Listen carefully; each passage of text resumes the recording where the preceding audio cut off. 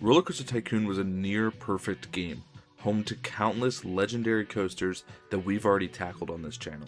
Its successor, Rollercoaster Tycoon 2, expanded on that legacy with even more iconic scenario coasters, one of the most memorable being in a scenario named Extreme Heights, a massive empty desert with an unlimited budget that was designed for pure creative freedom. And within that scenario lies one of RCT's most extreme coasters ever built, Flaming Fury. Today we're recreating this coaster and asking the question, can it translate to Planet Coaster 2? Hello everyone, welcome back to TH Designs. Today we are back doing the RCT series that we have been loving in the past few weeks and months. Last time we did Dynamite Blaster from the much beloved Dynamite Dunes scenario.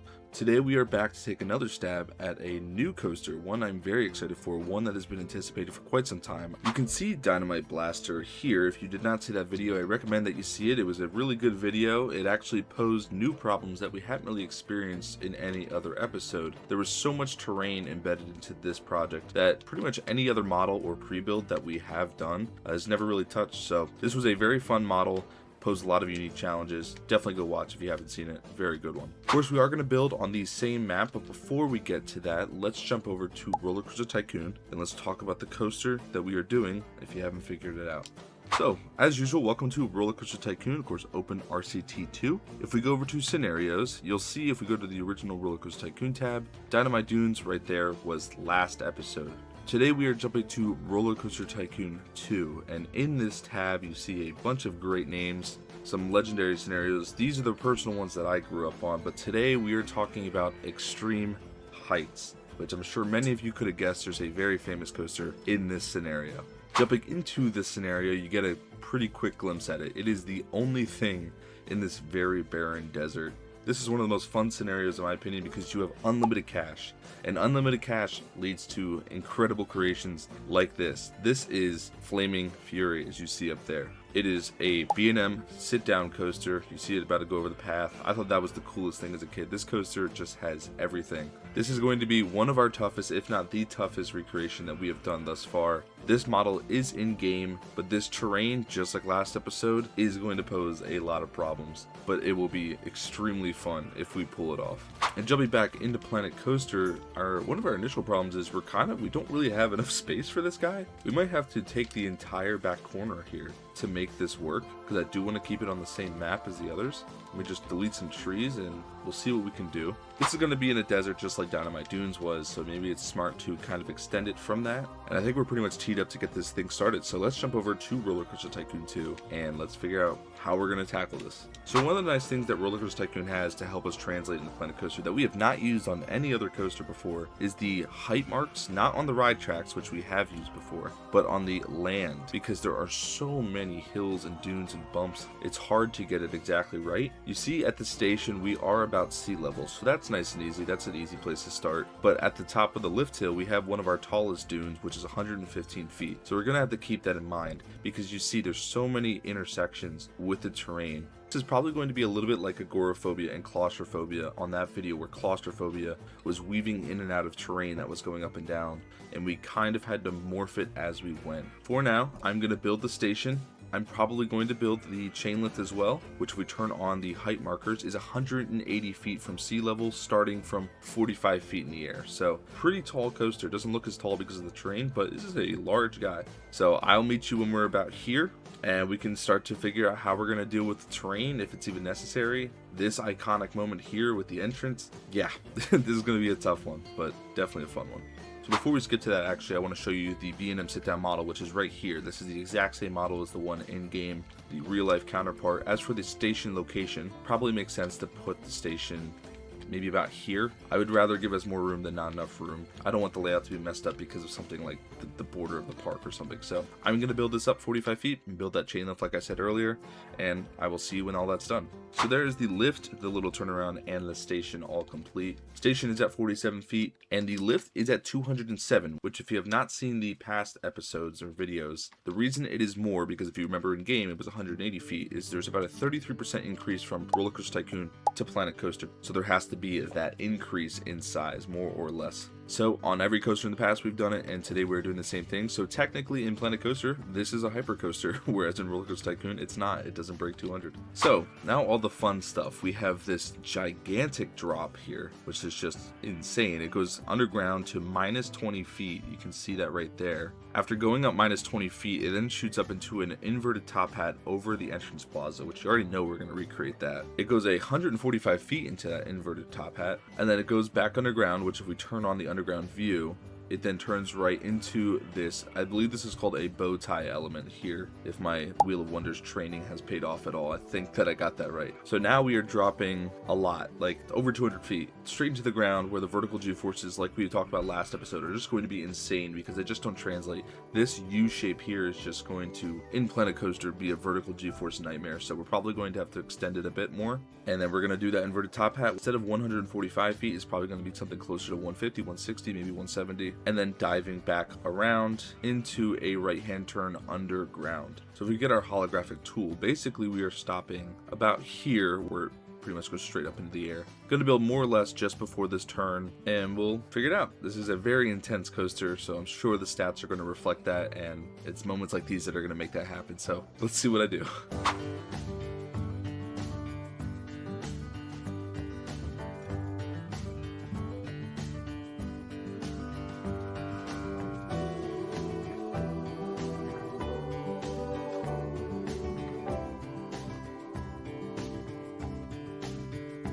Alright, there's the inverted top hat, the drop, and the little turnaround done that you can't really see there. Back there. There you go. It looks pretty good. We're at 174 feet for the inverted top hat. Let's get the train running so we can actually see what it looks like going through it.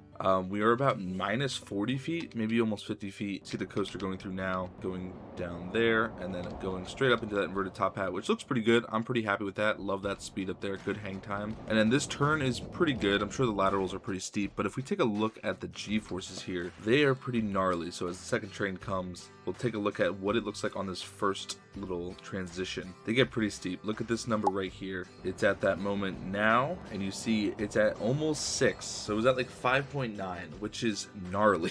4.5 is pretty typical for an intense coaster. Even then, it's a little intense. 5.9 is insane, and I don't really know what to do because, you know, I could probably push this further out, but then the proportions of the ride are starting to get lost. So maybe it's just a problem I'll deal with at the end. I'm not sure. That transition there at that speed coming from almost 200 feet up, it just wouldn't happen. So, and if we take a look at the actual stats of the coaster, the vertical G-forces barely break 4, and that's just not real. Like, that's just not accurate. Very impressive stats otherwise, though. Hopefully the Planet Coaster model can somewhat reflect that. As for the next segment of the track, we are currently about here. We're then going straight up into a batwing, about 145 feet. Of course, that'll be extended in Planet Coaster. Very easy element to make, not that difficult. 145 feet drops down to 60 feet, getting really close to that terrain. Then it comes out at about the same height, and then we actually have a mid-course brake run to kind of even things out. So we'll end just about here at this kind of dive underground. It's almost the opposite of this inverted top hat, but underground. For now, we're just going to do the mid-course brake run, and then these kind of S-bends curving through the bow tie. And yeah, this coaster is proving to be very difficult.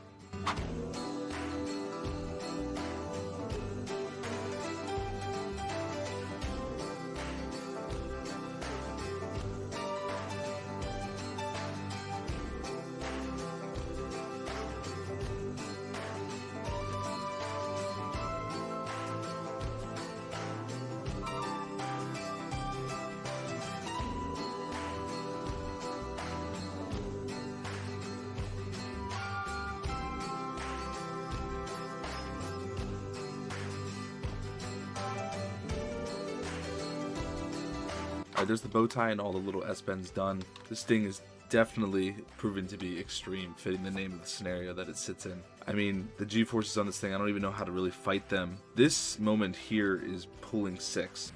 Yikes. Yeah, I could probably draw it out more, but I'm already losing proportion because you look at the mid-course brake run here, look how close it is to the lift hill. If we look in game, it's really not that close. I'm struggling a lot with this coaster when it comes to making this realistic, so I think we might just have to bite the bullet and accept that this thing just, in order for it to be proportional, is just not going to be the most realistic and comfortable ride. It doesn't feel that bad, but the stats just are not happy with this. So looking at the coaster going through the element, see it fly up here into this really cool spiral into the bow tie, and then exiting on the corkscrew, going into the mid-course break run, which is shortened. These S-bends and these kind of weaves and turns, I really like this actually. This looks really nice. Anyway, into the next element.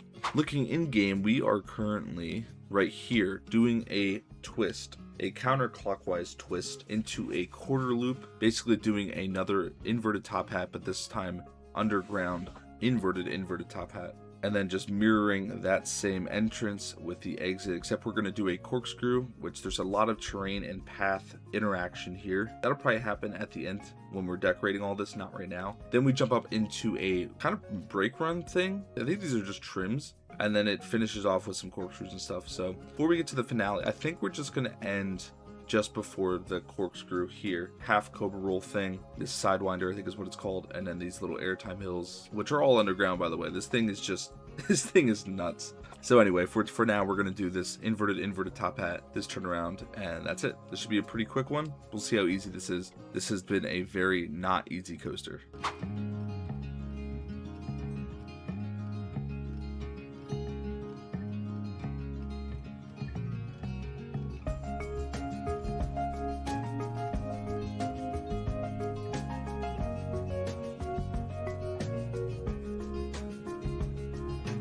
Alright, there's the inverted top hat done, and the corkscrew and the trims and everything. I adjusted some other bits of the track to try and help with G-forces. This bow tie is helped a little bit with speed. I mean, all in all, I'm just learning that this thing is it's just not realistic. The G-forces being pulled here are near 7. I even made it again to stretch it out because originally it was even tighter, that distance between the tracks, to help with the G-forces, and they are better, but they're still near 7, which is just, it's not realistic. This thing is struggling to stay proportional and realistic, kind of starting to get a hint at the answer of whether this translates or not. Those things said though, this thing is a pretty cool POV, and I think you guys will enjoy it a lot. Anyway, as we move on, we now have this sidewinder element here where the coaster turns clockwise and drops into a 180 into an airtime hill, which is all underground, minus 20 feet, into a 75-foot airtime hill, which is in a huge dune. This thing is just crazy. Back to 60 feet, and then a vertical loop over the queue, which I will try and recreate that, and then just some kind of curve into the brake run, or the one brake pad that's there. I'm probably going to finish the entire layout in this little segment of the time lapse, and then we'll be done. We could talk about how to tackle the different path integrations, the terrain, all those things. I think we just kind of have to accept at this point that the G-forces just aren't going to be that salvageable. It is what it is. We move on.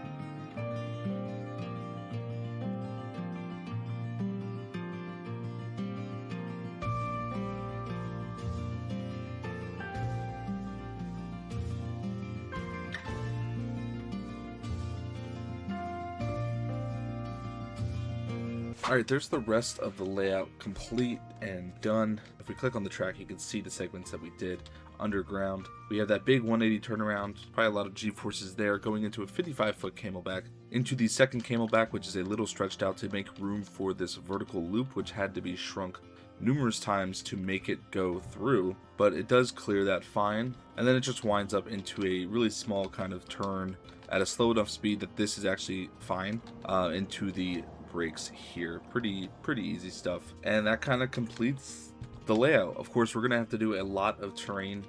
This entire camelback and most of this one is entirely encased in a pyramid. Same with many of these elements. The terrain is going to be very tricky. In my opinion, definitely more difficult than Dynamite Blaster over there. This is probably going to be done very similar to that one, where I think it's best to do this off camera because I don't know exactly how I'm going to tackle this. There's a lot of different elements that need to be done with the terrain and the surrounding scenery.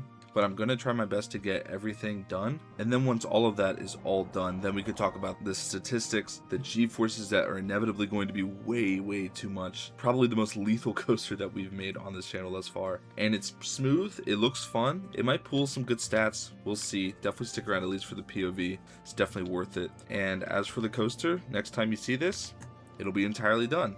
So I will see you then.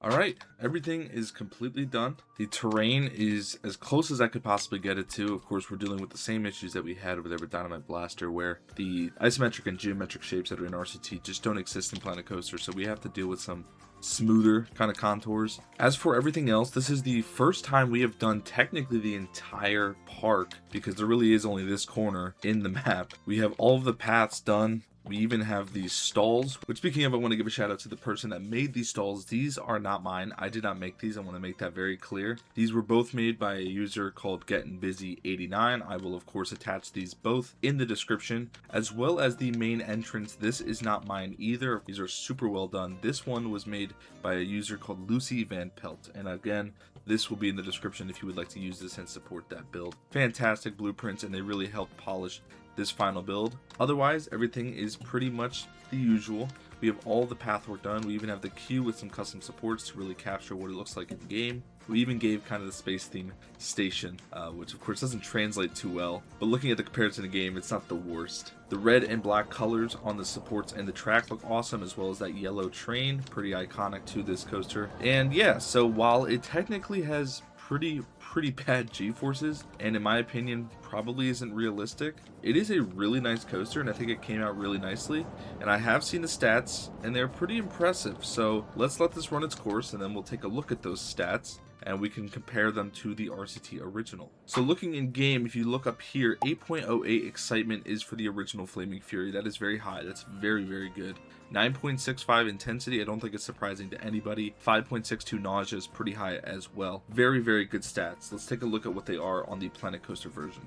So with the train finishing that loop and finishing the rest of the layout, let's take a look at what the stats are going to be. It should be popping up any moment now. 7.17 excitement, all green across the board. For me, I was pretty shocked because the G-forces on this, let's take a look at the statistics real quick. 7.5 maximum vertical G-forces. It's insane. It's almost double what the comfort range is on a typical roller coaster. That's pretty gnarly. Even the lateral G-forces are insane. So the fact that we still hit a really high excitement and a really high fear, which the fear isn't shocking. The nausea is even lower than I expected. The fact that it's all green is surprising to me.